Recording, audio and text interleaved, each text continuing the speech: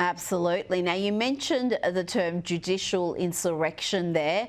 I like that. I haven't heard that before. But we do have a constitutional crisis, and it's not emanating from the White House. It is from these activist judges who think they can usurp the power of the president, usurp the democratic process, the will of the American people.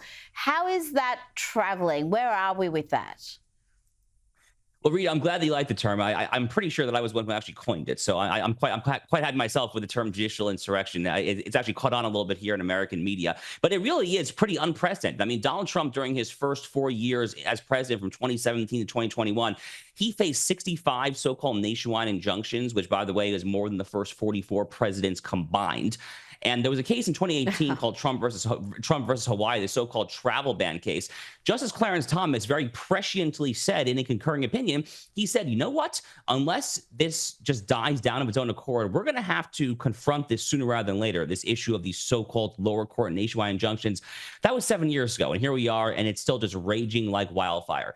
So the good news, potentially, is that next week on Thursday, there is a birthright citizenship oral argument of the U.S. Supreme Court. But they're not actually going to be arguing the 14th Amendment merits of birthright citizenship. Rather, this is going to be an argument about the scope of the injunction power of the federal courts. This is actually a really golden opportunity, if the justice actually wanted to do so, to define what the judicial power in our constitutional order means and what it does not mean. I'm cautiously optimistic that they will not let that opportunity go to waste there. But as with all things judicial branch related, Rita, I can only be cautiously optimistic. I've just been burned too many times before to be just particularly gung-ho about it either. Now let's go back to Times Square, and a new piece of public art has been unveiled, and it's pretty underwhelming, I've got to say. I could use stronger language.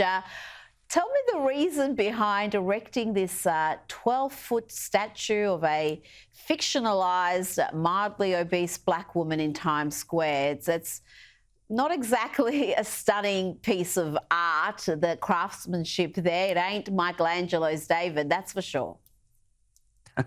Yeah, it really is quite a long way from Michelangelo, isn't it? Look, I mean, this is the whole body positivity movement, right? I mean, this is kind of the whole notion of just trying to exalt people who just kind of just go with the diet and they don't exercise, and just trying to make it seem like that, oh, you know, we've discriminated against obese people for so long by having all these flashy ads with the people who are rail thin there, and you're encouraging all these people to be anorexic. I mean, you know, that's the argument there.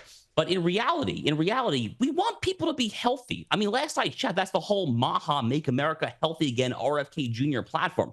We don't want to be the most obese country in the world. At least I don't. I don't want America to be the most obese country in the world. But unfortunately, you know, PR stunts like this, when you are just exalting morbidity, when you are exalting obesity there, I mean, what do you think is going to happen there? Frankly, this seems to me to be in fairly direct response, actually, to the whole RFK Jr. MAHA phenomenon there. They're basically saying, okay, you know what? I mean, our RFK is going to do this in DC when it comes to some vaccine stuff, to food dye, stuff like that there. But you know what? We're going to double down on the notion that it's actually okay to be overweight. The problem, among other things, is that when you exalt obesity in this country there, you are straining the healthcare system. And America's healthcare system, our entitlement programs, Medicare, it's all going bankrupt. So even if you don't particularly care about health, which you should, as a pure fiscal matter, encouraging this sort of stuff is not a good idea.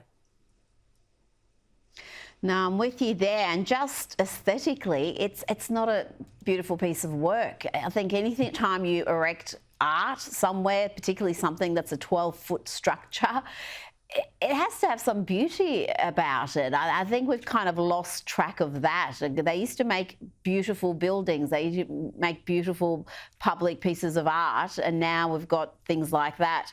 Now, let's talk about the Trump administration's tariff policy, particularly the trade war with China. It's working as intended in driving down demand for Chinese-made products. Imports from China have dropped dramatically, Josh.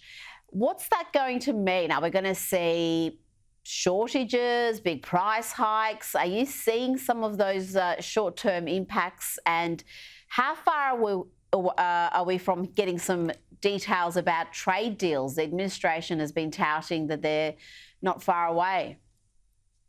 Well, I've not personally noticed any retail price hikes yet, but I think a lot of Americans are starting to potentially gear themselves for exactly that sort of thing. In fact, if you look at the international ports, their shipping, it really plummeted after the tariffs were announced, unsurprisingly, in mid to late April. But if you actually go back to the March data, it was actually, if I recall correctly, there was a pretty large increase actually in imports, including from China, because a lot of people were expecting this tariff rollout there. So look, we'll see. There definitely could be a short-term price effect. The good news, as you said, is that Scott Bessent, our Treasury Secretary, is currently meeting this week with his Chinese counterparts. We'll see what happens. Look, China is ultimately more dependent on the United States than the United States is on China.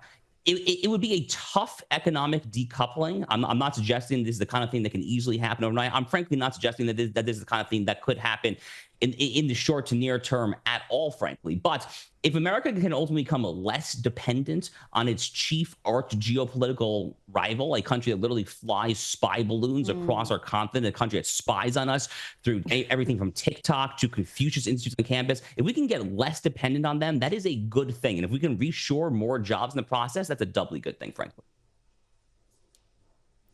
Now, to another example of America First policies from the Trump administration. This one has some Democrat support. It's good to see. Senators Josh Hawley and Peter Welch are producing legislation to force drug companies not to charge high prices in the US than the international average. This war against Big Pharma, it's extending well beyond RFK Jr., Josh. Yeah, this has rapidly become a very aggressive part, I think, of the new Republican Party's platform. But as you mentioned, this is a bipartisan piece of legislation. Senator Hawley and Senator Welch, who's a pretty liberal senator from the state of Vermont. Josh Hawley, who personally is one of my absolute favorite senators, I'm a big fan of his. He has very much been the tip of the spear of a lot more, actually, of these more, shall we say, populist inclined economic styles of bill legislation. He's had previous legislation when it comes to trying to cap credit card fees, a lot of stuff that your typical kind of 1980s nostalgia Republican wouldn't necessarily dream of there. But this is a new breed of Republican. I mean, the entire Donald Trump MAGA coalition there, yeah, it's partially about taking on Big Pharma for sure. And Big Pharma, I think, has a lot of bipartisan enemies across the entire spectrum these days in Washington, D.C. But it's also just partially about this kind of more economically nationalist, more populist style of economic statecraft as well. The tariff policy certainly fits into that as well there. Again, these are the kind of things that the Republican Party, prior to Donald Trump's descent down the gilded escalator at Trump Tower in 2015, never in a million years would have dreamed of. I mean, thinking back to like the 2012 Mitt Romney, Paul Ryan platform, the notion of punitive tariffs on other countries, the notion of trying to cap prescription drug prices, I mean, it would have been a totally foreign exercise there. But this is a very, very different Republican Party in the year 2025.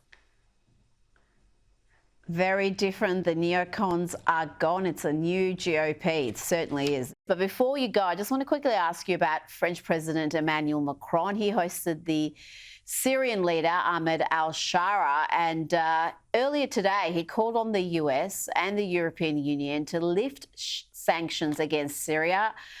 Josh, this character al-Shara is an Islamist. He's a former member of al-Qaeda. He's got supporters right now targeting religious minorities in Syria.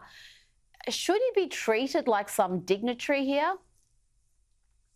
This is disgusting. I mean, this is just utterly appalling. And unfortunately, Emmanuel Macron is not the only person who is treating this al-Qaeda jihadi in a suit as some sort of legitimate leader. I mean, you actually had multiple U.S. congressmen who became the first to fly to Damascus to meet with this Islamist thug about a week and a half, 2 weeks ago or so. So this is rapidly becoming a normalized situation that simply should not be normalized, because among the other things, what you alluded to is totally correct. There have been recent massacres. The media is really not reporting this at all. There have been recent massacres of the Syrian Druze population. It's horrific stuff there, because the current government in Damascus is an Islamist government there. This guy puts on a suit. He talks like he's a Harvard DEI professor, talking about the beauty of diversity there when it comes to different types of Sunni, Shia, Druze, Christians, so forth there.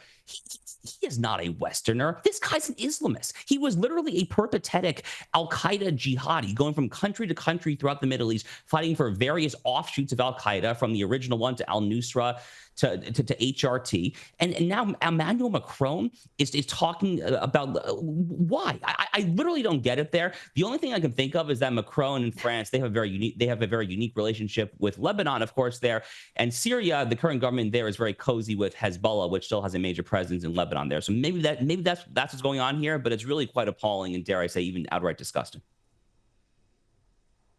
Josh Hammer, thank you so much for your time tonight.